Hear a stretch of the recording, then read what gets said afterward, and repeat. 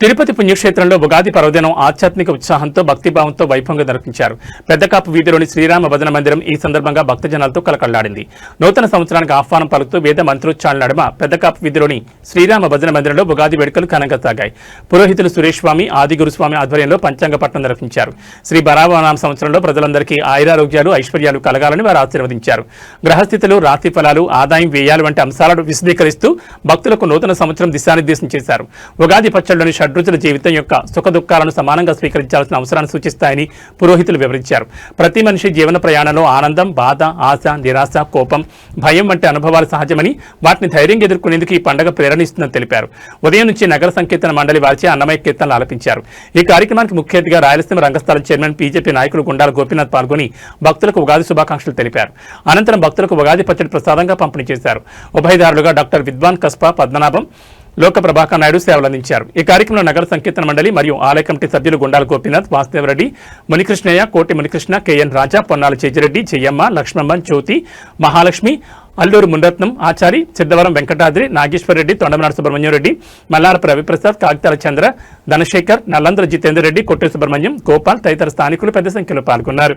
శ్రీరామ్ ఈరోజు ఉగాది పర్వదినం సందర్భంగా ప్రతి ఒక్కరికి ఉగాది శుభాకాంక్షలు తెలియజేసుకుంటూ ఈరోజు పెద్దకాపు వీధి శ్రీరామ భజన మందిరం వద్ద ఈరోజు ఉగాది సంబరాలు ఉదయం నుంచే ప్రారంభమైనాయి. ఉదయమే స్వామివారికి ప్రత్యేక అభిషేక పూజలు చేసి తదనంతరం నగర సంకీర్తన మండలి తిరుపతి వారిచే అన్నమయ్య కీర్తనలు ఉదయం నుంచే ప్రారంభమైనాయి. అలాగే ఇంక కొద్దిసేపటి తర్వాత మన పురోహితులు సురేష్ స్వామి, తిరుపతి ఆది గురుస్వామి ఆధ్వర్యంలో పంచాంగ శ్రవణ పఠనం కూడా ప్రారంభమవుతుంది. ప్రతి ఒక్కరూ ఈ రామభజన మందిరంకి వచ్చి ఇక్కడ ఈ కార్యక్రమాలు ఉదయం నుంచే పాల్గొంటున్నారు. ఇక్కడ పురాతనమైన ఆలయం.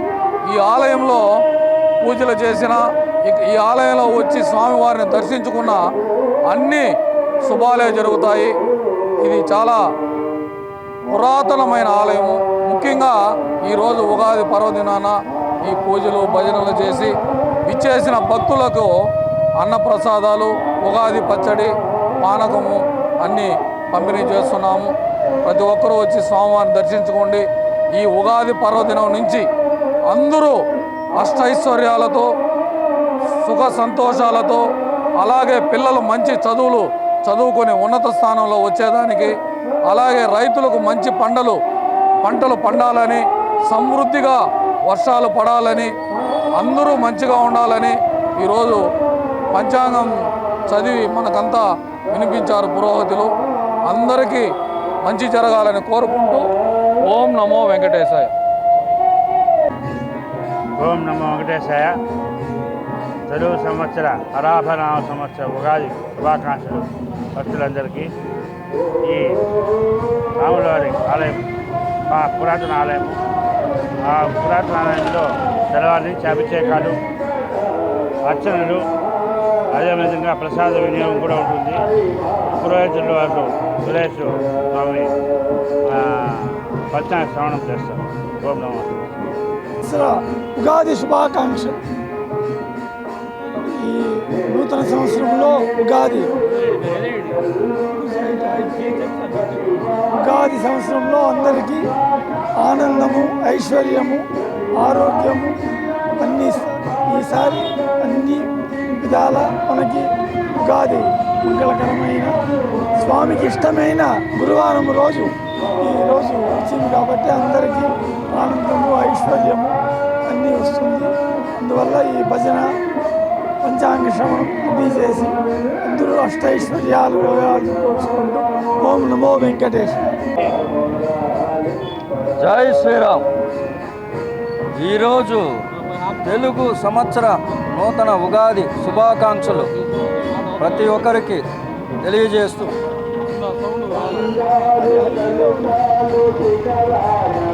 జై శ్రీరామ్. ఈరోజు తెలుగు నూతన సంవత్సర ఉగాది శుభాకాంక్షలు ప్రతి ఒక్కరికి తెలియజేస్తూ ఈ నూతన సంవత్సరంలో ప్రతి ఒక్క జీవరాశి అష్ట ఐశ్వర్య ఆరోగ్య భాగ్య భోగాలతో వర్ధిల్లాలని కోరుకుంటూ ఆ దేవదేవుని ఆశీర్వాదం అందరికీ ఉండాలని కోరుకుంటూ సెలవు తీసుకుంటున్నాం. జై శ్రీరామ్.